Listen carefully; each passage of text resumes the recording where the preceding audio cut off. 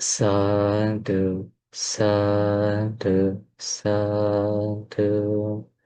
Namo tassa bhagavato arahato samma sambuddhassa. My homage to the Blessed One, the Worthy One, the Supremely Enlightened One. Sadhu, sadhu, sadhu. Let's pay our respect to our teacher, Pinat Goswami Nas. Sadhu, sadhu, sadhu. Okay, dear devotees, Dhamma friends, we learned about 4 foundations of mindfulness, actually the first part. So I hope you're trying to practice mindfulness. It's not just learning won't enough, because there are 4 things Buddha saying to practice timely: the Dhamma Savana, listening, Dhamma Sakaccha, discussing, and Samatha, calming, Vipassana, insight. These 4 need to be done timely if anyone would like to attain the um, states of peace, like stream entrant, once returner, non-returner, or to be an arhat. So when we practice, we have the practical questions, and so it's very important to have like to practice. As an example, last Sunday, uh, uh, we were discussing with couple of Dhamma friends, and they said, Ubante, when we do the meditation on that symmetry meditation and the 32 impurity parts, oh, I was like, wait, what? What is this? I don't know. Where's my spleen even? So, yeah, that's true. We have to know the context and learn. Without knowing the context, if you try to learn, it won't work, because it creates doubtfulness. We know that there are 5 hindrances. So we have to understand there are 5 hindrances, and we have to, no, we should feed 5 hindrances, even the name of practicing Dhamma. So because the 5 hindrances are always leading to the suffering or the dukkha. So today, I thought of sharing something special. If you have learned about this, this is not the what we call the canon. This book contains the teachings of the Arahant Nagasena.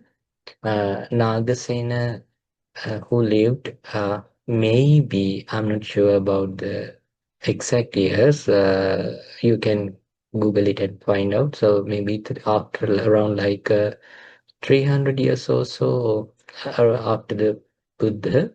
So there were in that era, uh, that Greek, they were very powerful, and they had a very good emperor, Alexander. So that they ruled even the Afghanistan, Pakistan, and northern India.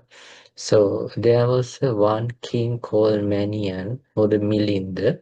So he's a very, not only he's very good at governing, but he's very good at the philosophical thing.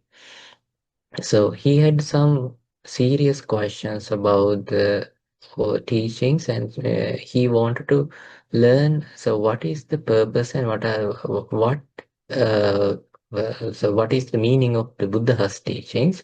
So he asked some serious questions. So those days there were monks, but the other monks always afraid even meeting the king, because his questions are, he's not like playing around the bush. He's asking straight, and so powerful.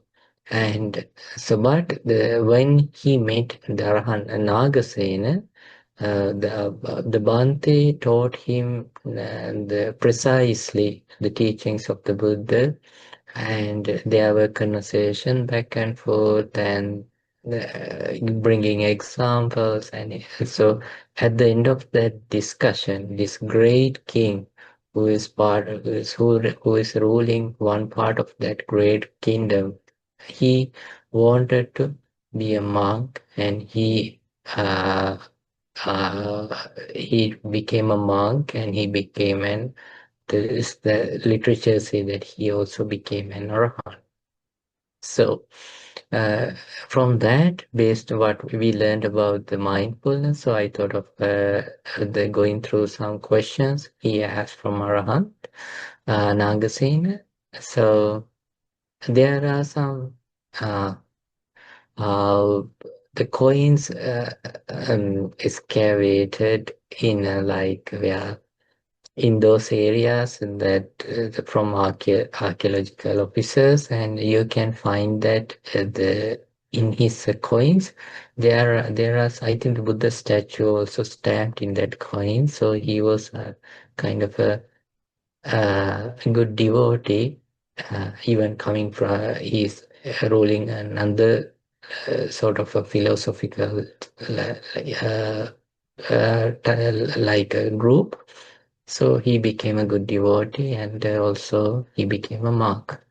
So the questions, so the first after the monks had the lunch, and then he asked some questions. Says this.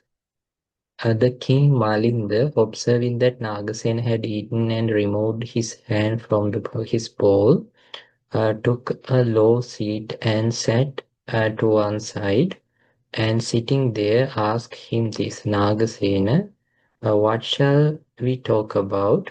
Then Arahant saying, great king, we seek a purpose. So let us talk about a purpose. So let's talk about the purpose.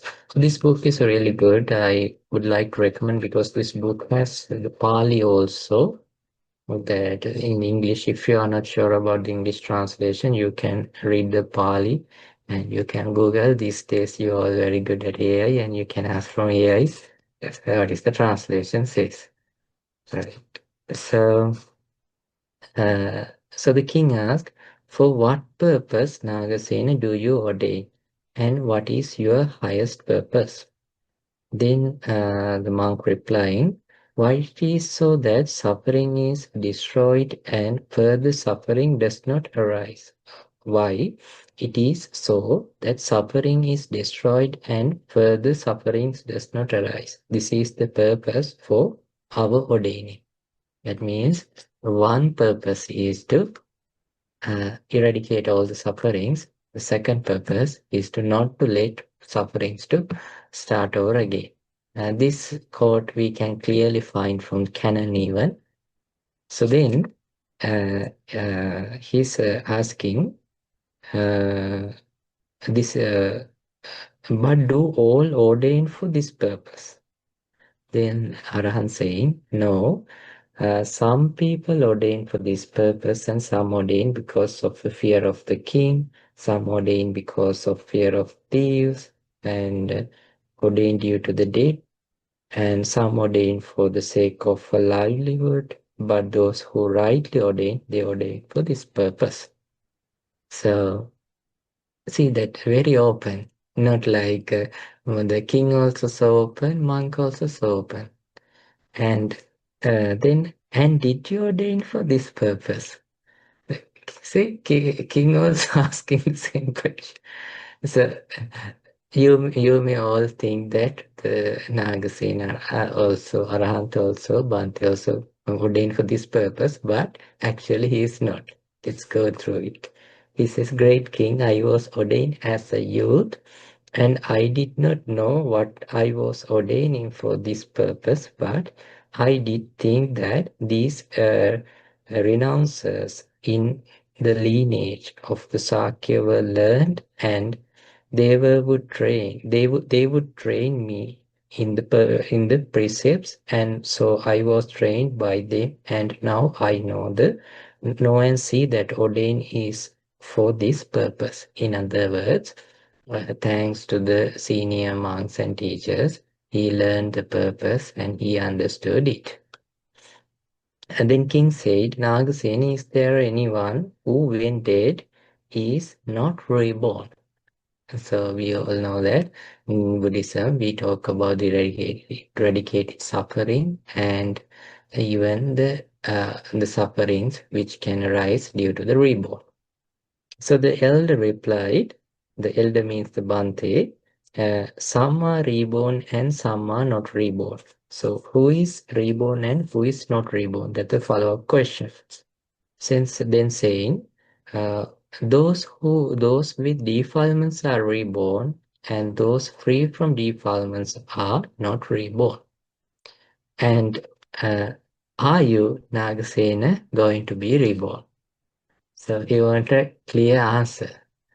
So then you know that the highly ordained monks has a precept, the Pachitya precept. They have different set of precepts, and one precept is they are not allowed to say their higher achievements. It's prohibited to share it with a non-highly ordained monk. So these teachings are not to boast or show off, like show the titles. I am this and I am that. This has one goal to eliminate the sufferings, and being common, and that's the way of these teachings and this practice. So then the Rohan saying to the question, are you Nagasena going to be reborn? The Arahant saying, so remember, even I say the Arahant in this book even, it doesn't say that the Nagasena never say that I am an Arahant, right?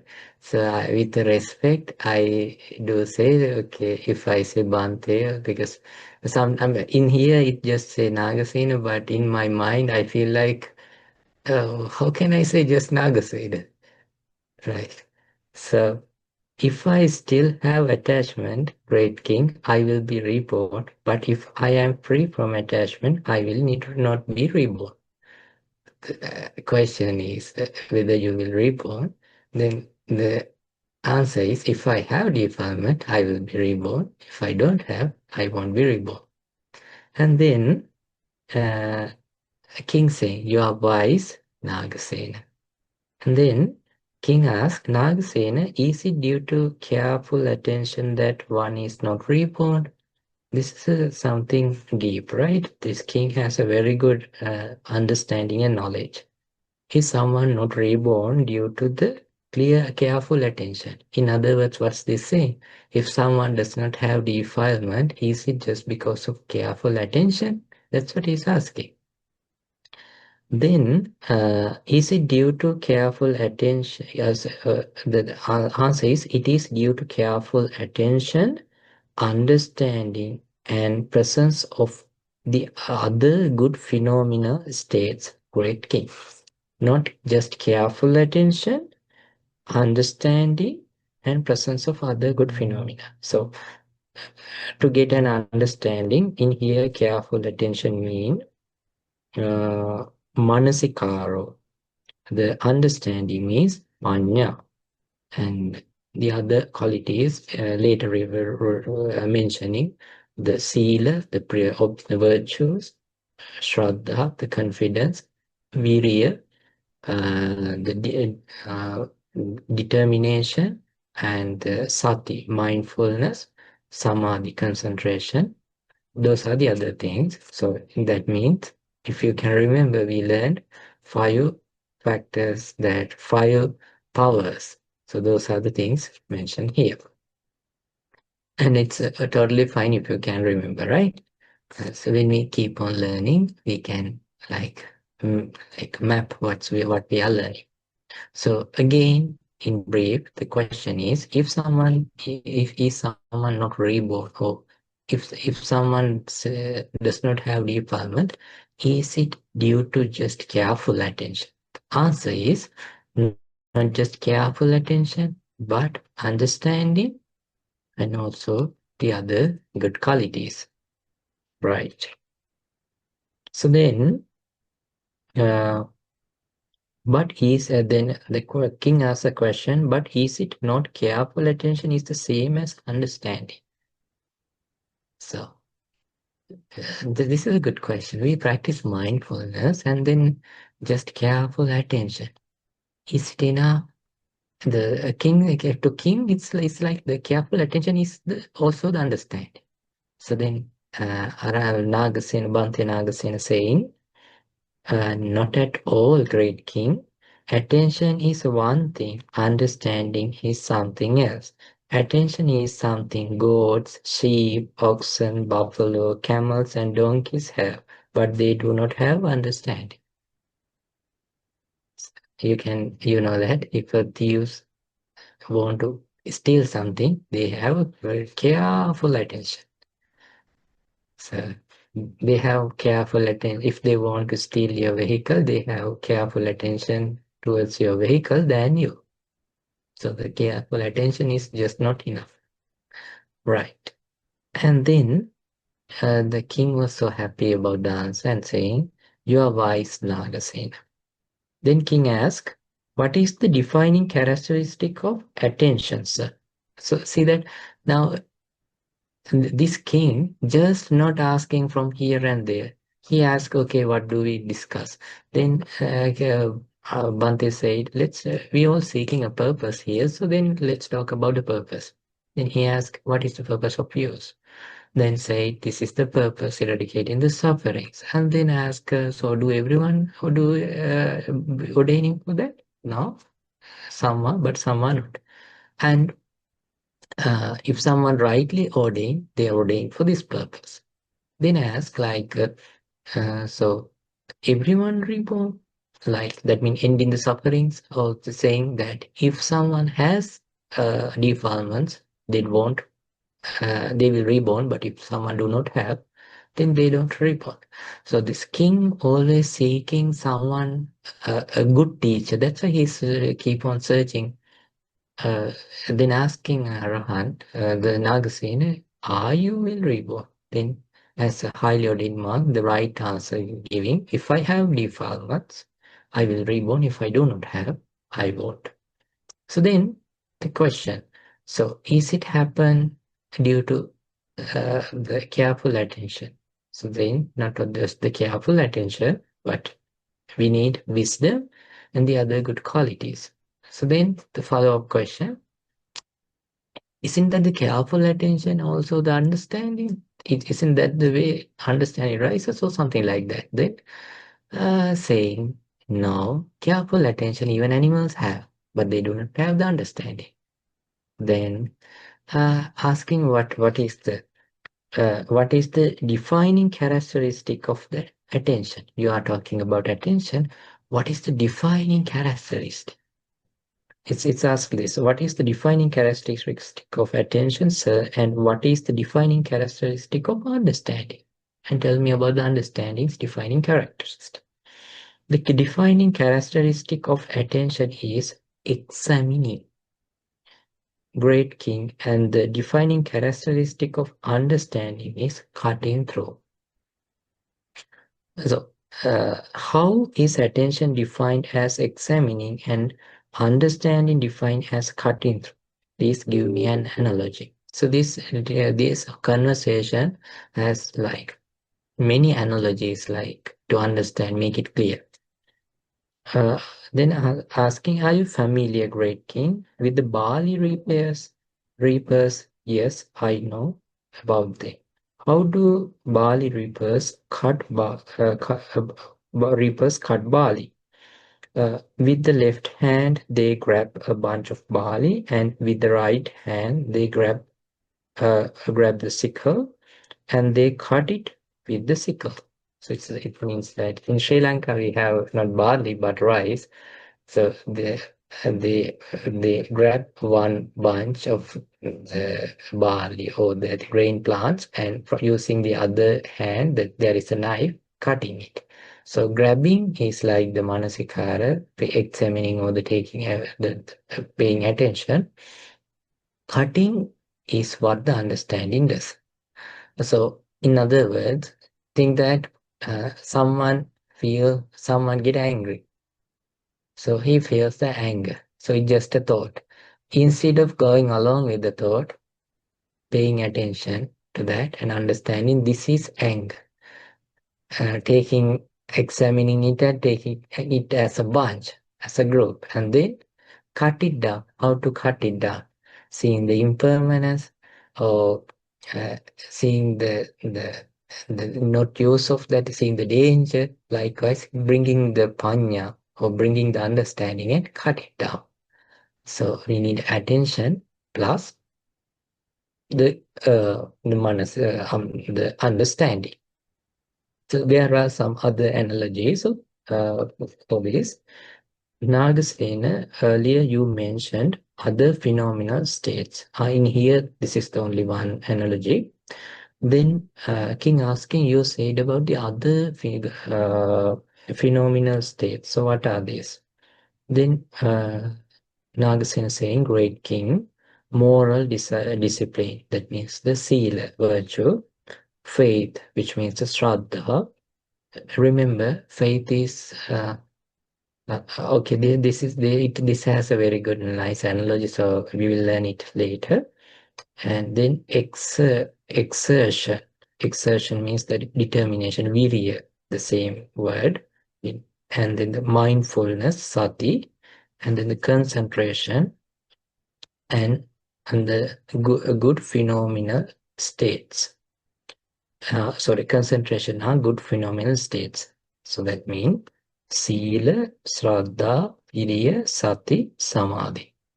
Other than that, panya and manasikara. Those are the things Bhakti mentioning here. So then asking what is the defining characteristic of moral discipline? So it's like you're asking to practice moral discipline. So what is the uh, like defining characteristic? Like what is the what is the meaning of it? Then Arhan saying moral discipline has its defining characteristic that it is the foundation of all good phenomenal states, because moral discipline is the support of the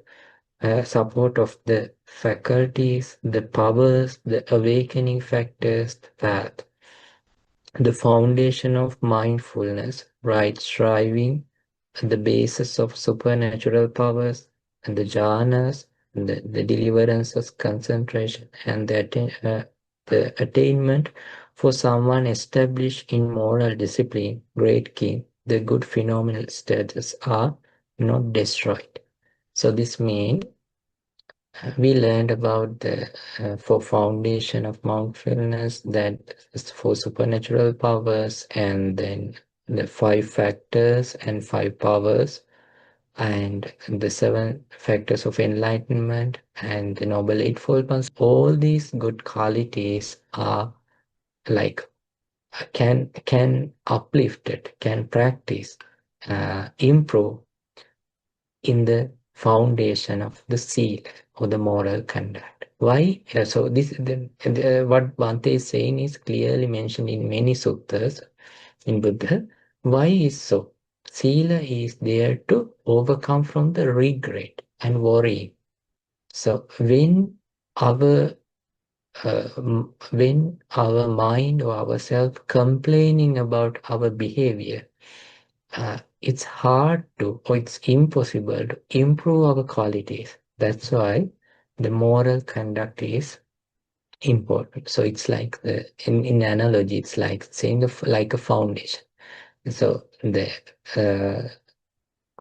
please give an analogy. King asked. The answer is, just as when plants and animals exhibits growth, increase, and development, they are all dependent on the earth, and it is on the foundation of the earth that plants, animals grow, increase, and develop. In the same way, the earnest disciple, depending on the moral discipline and established in moral discipline, brings into being the five faculties of faith, likewise all the good qualities. So king asking, please give another analogy. Great king, whenever there is a work to be done that requires strength, it always depends on the earth, and one can only get it done with the support of the earth. In just the same way, the earnest disciple likewise saying the same. Then asking another analogy. Great king, a city planner who wants to build a city first has the site for the city cleared, and the stumps and the brambles are removed and the ground is leveled. He then determines the future uh, intersections and crossroad by measuring them and them out, and only then has the city built. In the same way, the earnest disciple depends and rests on moral discipline in order to bring out the five faculties and the other qualities. Asking another analogy, an acrobat wishing to perform his act has the ground dug up and gravel and stones removed, and earth is leveled and the ground made soft, and then perform his act. In just the same way, the earnest disciple depends the rest on moral discipline in order to bring about the five faculties, likewise to practice that qualities, creating the ground. So likewise, uh, okay. Uh, then uh, finally, king saying, "You are wise, Naga saying." Then king asked, Nagasena, what is the defining characteristic of faith? So this is a really good something like because when we say the faith, it dive into different ideas like uh, you know that in Buddhism it talks about faith. It describes Saddho Hoti Saddhati Tathagata Sabodhi, the faith that about his enlightenment. So it's like a practical path to practice. So the king asks, Nagasena, what is the defining characteristic of the faith? Great king, faith has both composure and taking a leap as its defining characteristics. In what way, sir, is faith defined as composure? A faith when it arises and destroys the hindrances. So it means, sorry, faith when it arises destroys the hindrances. That is the way, like a composure. And a mind free of hindrances, great king, is clear, purified, and purified, and this is why faith has composure as a defining characteristic. So it's that when faith arises, that not only the doubtfulness, all the other things, other defilements fade away. As an example, if you when your faith arises, think that you are super angry. There is a reason to be angry. Someone did something bad which you can't accept. You feel upset towards that. Like you are not ready to give even a single excuse for that. But suddenly faith comes to your mind and say, hey, Buddha, that's true, what he has done is wrong, but are we allowed to be angry? Feeling angry is okay, but holding anger, are we allowed? That when faith knocks your door on the heart, your mind will say, okay, I should find a different approach rather than being angry and bringing my guns fire. Yeah. So like guys, it always allows you to change and clear your mind. That's one thing.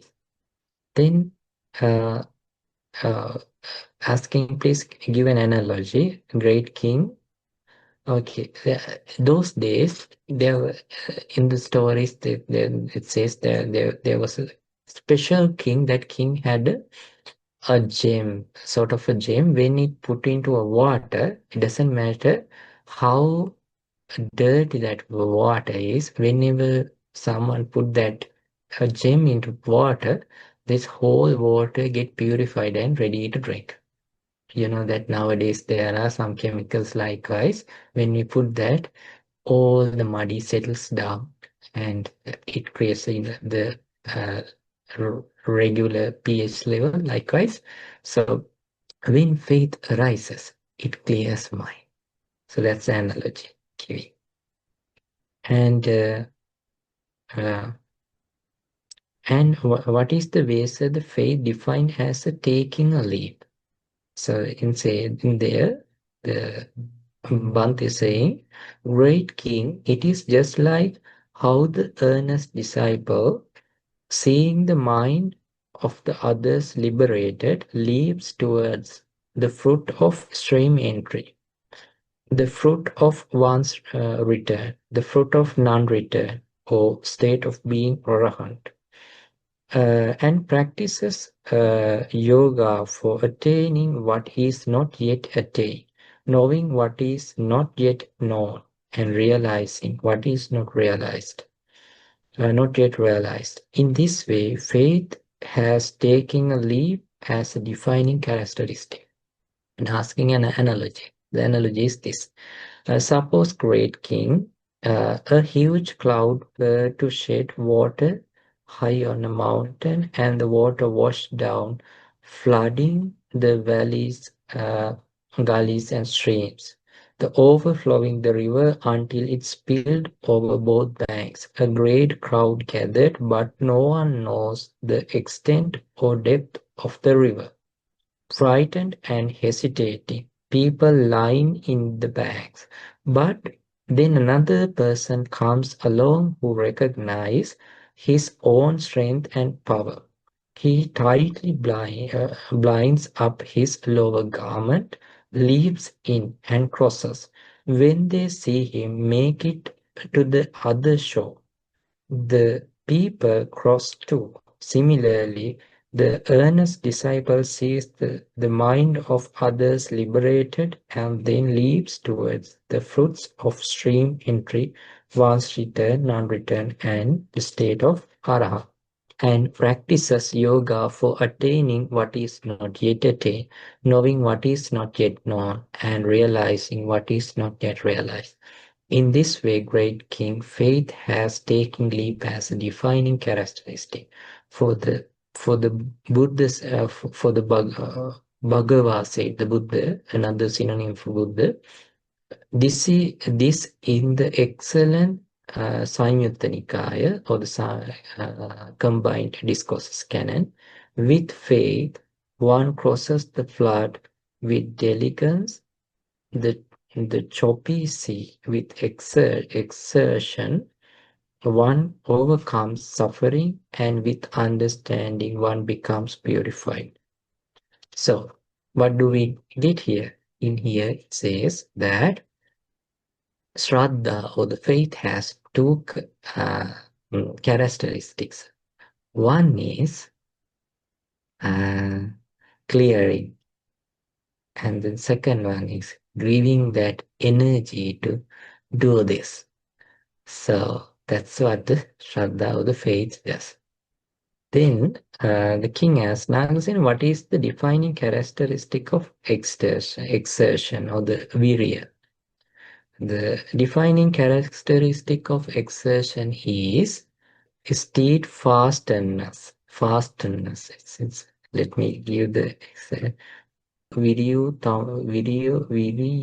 you patambi ta. Virya patambita. Okay.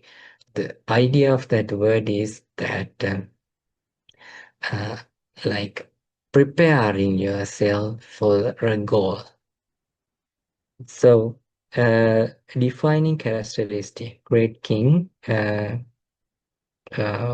good phenomenal state held fast by exertion, never deteriorated. Deteriorated. Then asking, please give an analogy. Suppose a house was falling down and a man made a steadfast with further wood and fortified with this, the house did not crumble. Like this, exertion has steadfastness as the defining characteristic for good phenomenal state, fortified by the exertion, never deteriorate.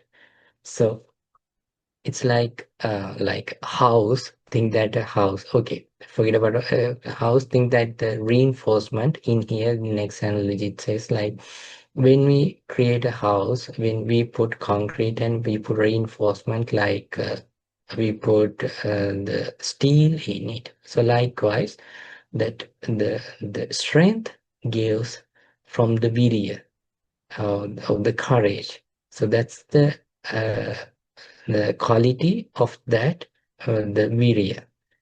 Let's go to the other one. What is the defining characteristic of the mindfulness? We learned this, and but let's go in a summary. The great king, the calling to mind and taking hold. In what way, sir, is calling to mind and defining characteristic of the mindfulness? It says, mindfulness, when it arises, calls to mind the phenomenal state that are good and bad, blameworthy or blameless, base or exalted, dark or bright, together with their counterparts observing. These are the four foundation of mindfulness, likewise the qualities. So the mindfulness, when it arises, calls to mind to the phenomenal states that are this. So that's the one thing of the mindfulness. And what is the defining characteristic of mindfulness? The calling to mind, it is this. Uh, Taking on hold is that, and calling to action is, uh, calling to mind is, uh, it's like a treasurer of a wheel turning emperor. That means that the king, which discussed in the teachings, we say the Sakwiti, King Sakkavati, the treasurer of that King Sakwiti reminds the king that morning you have this much of property, you have that much of property like this, and you have this much of horses, you have this much of elephants, you have this much of chariots, you have this much of foot soldiers, and you have this much of gold and wealth. Likewise, treasurer reminds you have this and that. So the earnest is when like this, the earnest disciples practice phenomenal state that should be practiced and does not practice the phenomenal state that should not be practiced. Similarly, mindfulness, when it arises, calls to mind phenomenal state as good and bad, blameworthy or blameless. Likewise, all the qualities mentioning here. And then it says this. With this, the earnest disciple practices the phenomenal state that should be practiced and does not practice the phenomenal state that should not be practiced.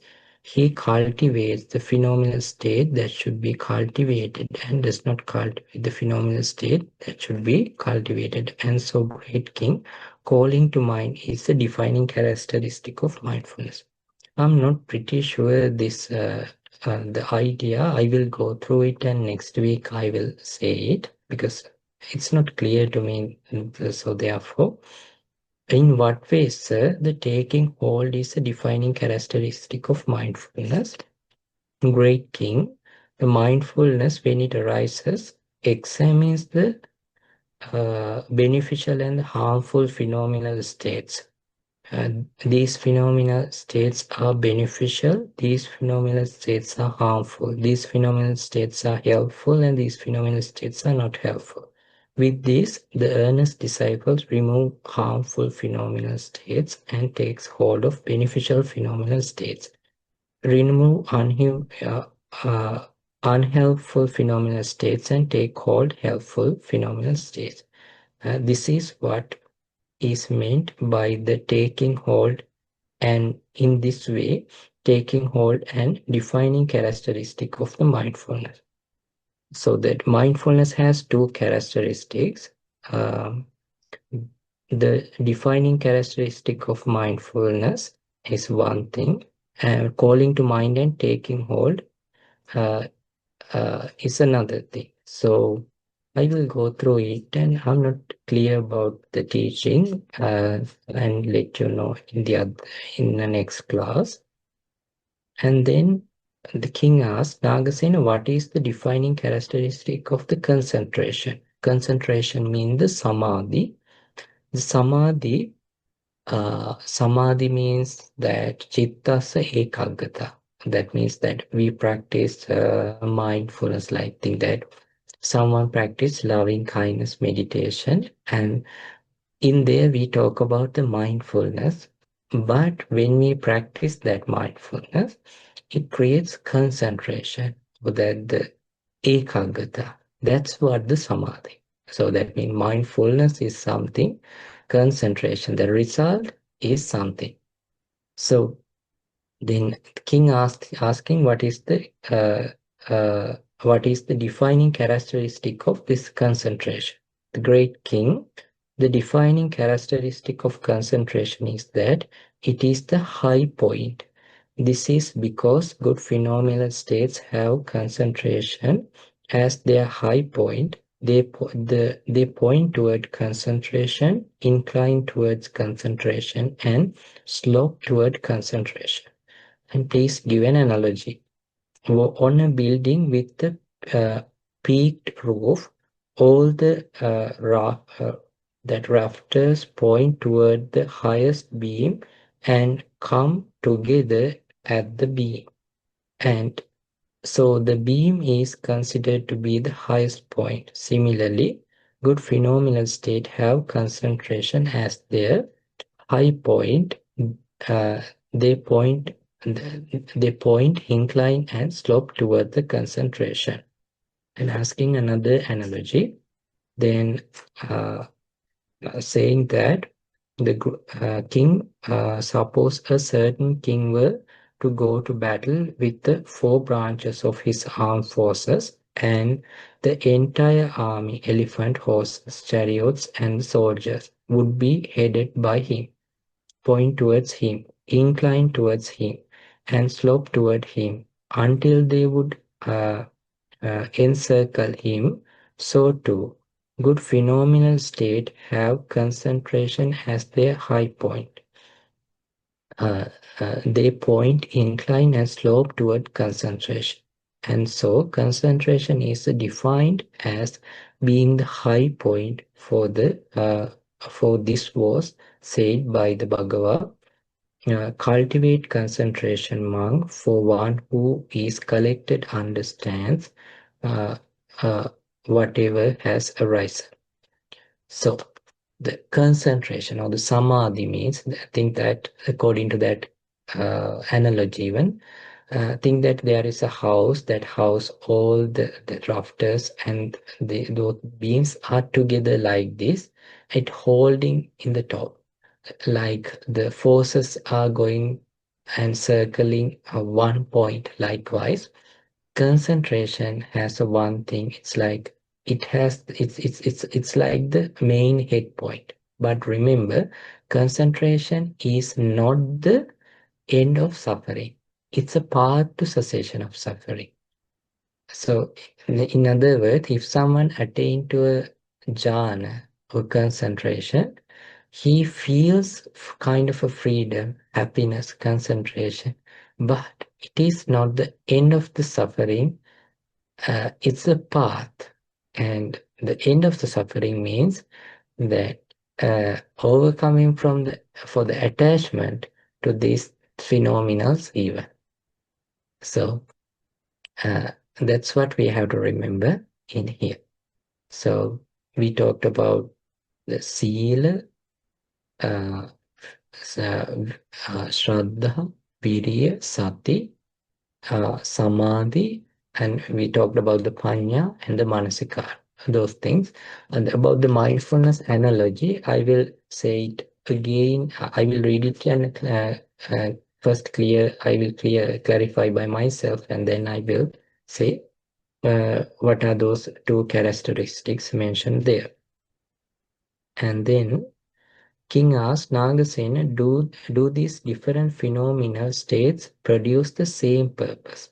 Yes, great king. The different phenomenal states do produce the same purpose. They destroy the defilements. How can different state produce the single purpose of destroying the defilement? Please give me an analogy. It is just like how the different part of an army, the elephants, horses, chariots, and the soldiers, produces the same purpose. They conquer the enemy army in the battle, and so too do these different phenomenal states produce the same purpose and destroy the defilements. So you are wise. That's what's saying. So let's brief what we learned today.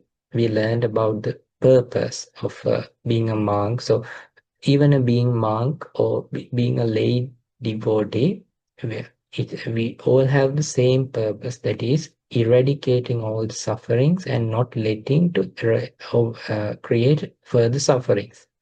So why then there are two groups, monks and devotees? The example is monks are like swans and the lay disciples like peacocks. So peacocks has the weight of the feathers. Likewise, the being a lay disciple, they have their own responsibilities as a family, to their society, and they are so busy with their stuffs, and likewise they have kind of some sort of a burden compared to monks. So because of that, their path is little, their practice is little slow, but going to the same direction. So monk, compared to the lay disciple, they are like swans. They do not have that sort of heaviness in their lives. And then, so do every monk ordaining to that purpose? Then, and Anagasena Bhante is saying, no, some are, but some are not. Some may be because of the afraid of to the king, or maybe to hide from debt and things, and maybe afraid of taxes or whatever, or if not, to finding some way to live. And then asking Nagasena, did you ordain because the same purpose? And saying, no, I was young at that time, but because of that I was not. But the teachers shaped me to that purpose. And asking about his, asking who will be reborn and who will be not, saying that if anyone has defilement, they will be reborn, and if anyone do not have defilements, they won't reborn. And asking from Arahant, are you will reborn? And saying that if I have defilements, I will, and if I don't, I won't. And then talking about the reason to reborn, and in there saying about the manasikara and panya. So then asking that, is it because just of that, the manasikara, or that attention, or that holding thing, saying that no, that attention or just the awareness even animals have, it doesn't work. So need that attention and need that the wisdom. It's like holding a bunch of barley and cutting it. Likewise, need attention and need to cut. And not only that, there should be other good qualities. So what are the others? The seal. Why do we need seal? Uh, it's the foundation for all the good qualities. Like whatever you practice, all those good qualities will last long. Think as an example, if we do not have that foundation, think that sometimes people are very nice and helping to the others. Think that uh, sometimes people helping to different countries, and so if suddenly a war started, then they has to fight with each other. Then what happened to that all the good qualities with which they cultivated? It just vanished from us, and suddenly they fight with each other. But if someone has a seal or the moral conduct as a foundation, so whatever the decision they make based on that foundation. So likewise, the sila is something important to cultivate the other qualities.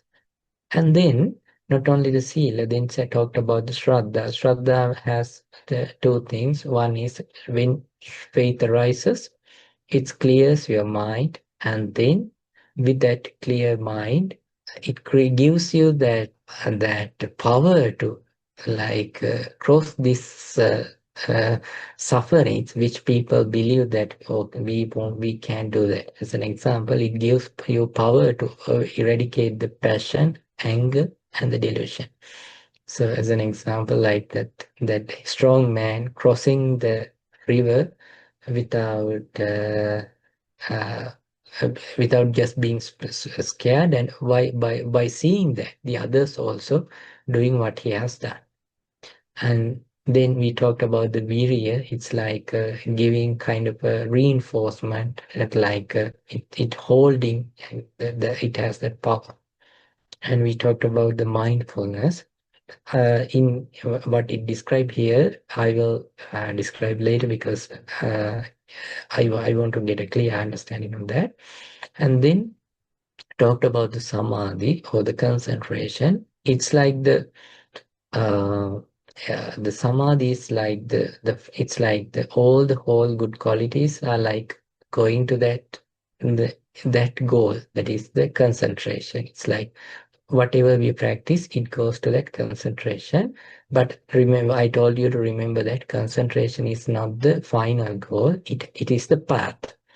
So, and then we talked about the prajna, the first, that is, it has the ability to cut it down. Cutting down means that the breaking the defilements, seeing the rising and falling, and overcoming from the idea of me, mine, or myself.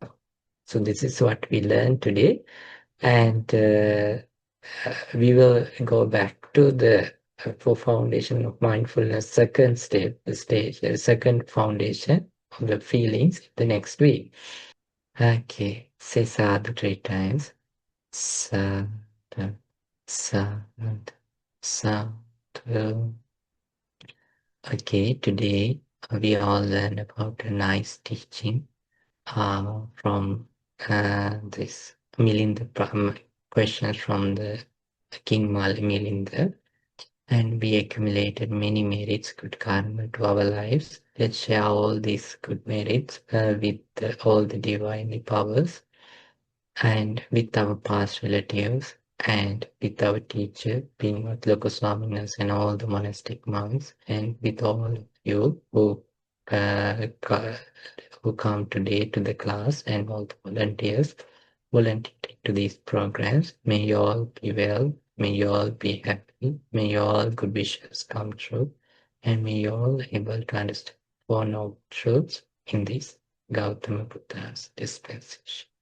Sadhu, sadhu, sadhu. Namo Buddhaya.